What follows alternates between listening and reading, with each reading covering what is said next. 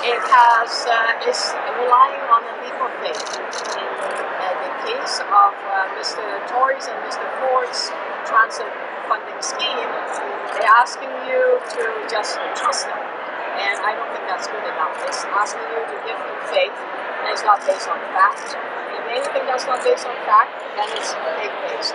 Do you believe in faith-based funding for schools? No. John Tory said that he's not going to raise property taxes. You say he is?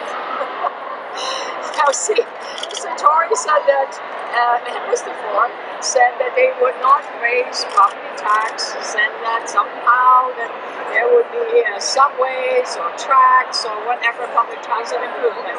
You know, that it is asking people to basically believe miracles can happen and funding will fall from the sky somehow, somewhere, sometime. It's just not good enough. It's not being honest with voters. And we've had that for 4 years. That's why we need a change of direction. That's why I'm the one that has the experience to rebuild the damage that Mr. Ford brothers have inflicted on this city.